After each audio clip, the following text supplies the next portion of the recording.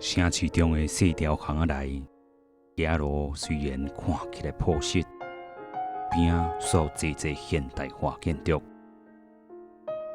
这有一间古厝，你可能捌经过伊，但是你可能无了解厝内的故事。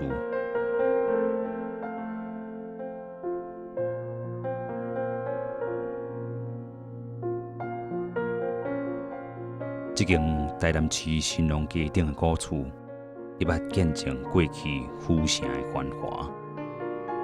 这是府城399乡苦庄村的故基。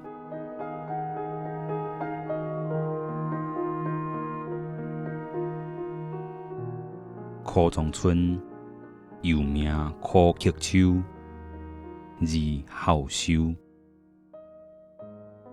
19岁就自福建晋江漂洋过海来到府城。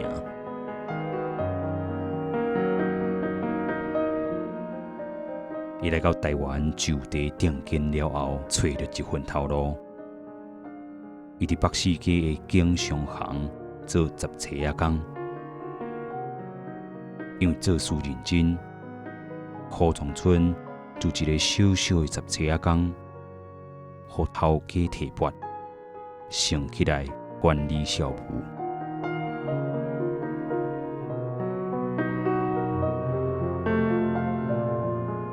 苦庄村无想过这一个大，就担任经商行总经理30多冬。有4只商船，做沙糖、茶米等等10月买卖，是清朝末期。甲日本时代台南重要的商界人士之一。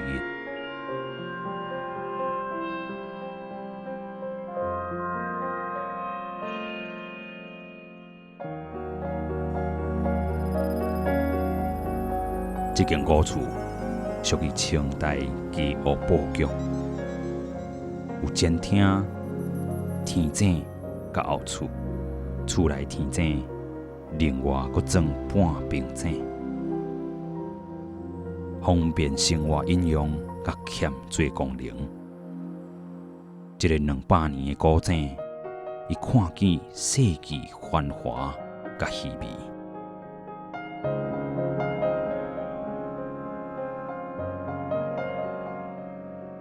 原本这间厝是规划予新罗来住，甲做仓库用。经过一代又搁一代传承，真无简单，才保留落来，予后代会当看到一撮仔迄当年的繁华。